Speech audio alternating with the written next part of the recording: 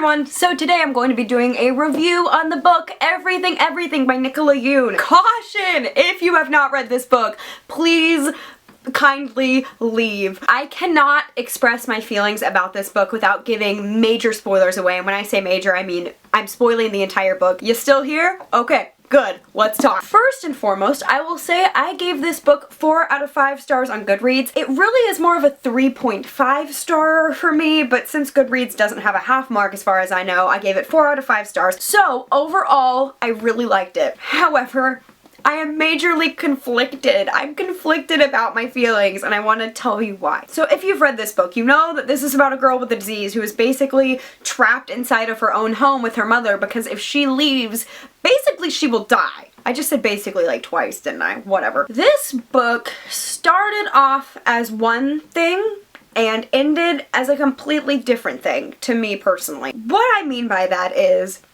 for the first chunk of this book, I had an idea in my mind of what the message of this book was going to be and like what the meaning of this book was going to be. As you can see, the tagline here is "The greatest risk is not taking one."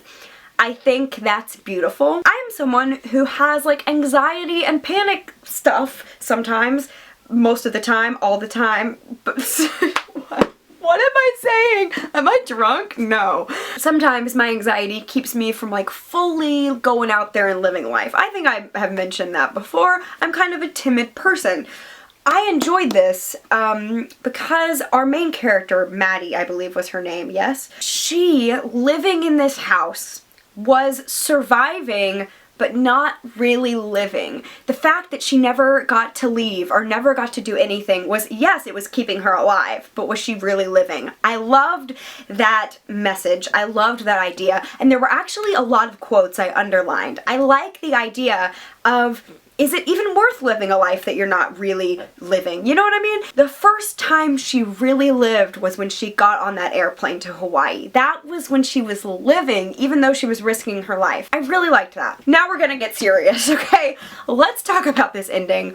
Oh my gosh. At the end, obviously if you've read this, you know, we find out that she actually doesn't have this disease at all, and that her mother has been lying to her and keeping her in this house because her brother and her father died, and she was so scared of losing her daughter that she kept her captive and lied to her about having this disease.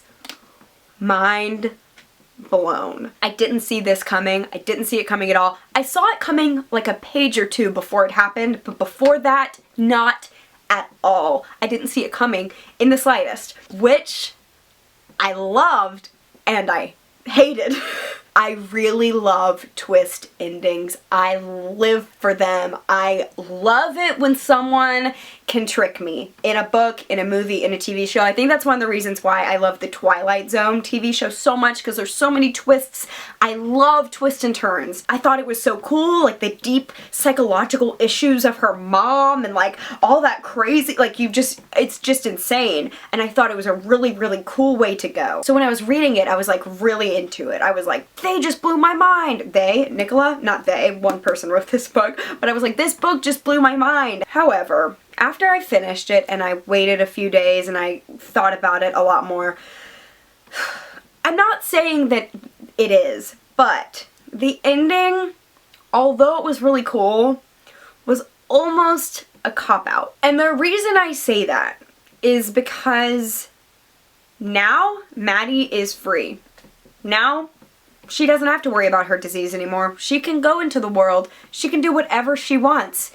And she doesn't have to overcome that battle anymore. The tagline, "The greatest risk is not taking one," is almost for naught? Is it? I don't know. Is it? Because I really wanted to see how she was going to overcome this in the end. I was like, how is she ever going to leave the house again? How is she ever going to live again after what happened when she did leave? And now she doesn't have to worry about it anymore because she doesn't even have this disease and she can just leave, and you don't really have to resolve that. So that's why the story for me was one thing at the beginning and then completely turned into something else it almost didn't have the same message I thought it was going to have, and I was really excited about that message. However, it still kind of has that message. I think the message still shines through, but I don't know. What do you guys think? I would really, really love to know your thoughts, because there's just a lot to be discussed here. It's a very good book. I really did enjoy it. I liked how it was kind of like Rapunzel-y. I think Maddie from, not Maddie from the book, but Maddie from A Heart Full of Books, Maddie and B's channel, I think Maddie said something like that it was kind of a Rapunzel-y story. Rapunzel-y? That's a new word now. But that it was like a Rapunzel story, and that's what made me want to read it, because I love Rapunzel stories, and I definitely think it was kind of a Rapunzel story, which was really exciting. So I still really liked it, but I don't know. Thanks so much for watching, guys. I will talk to you later. Bye.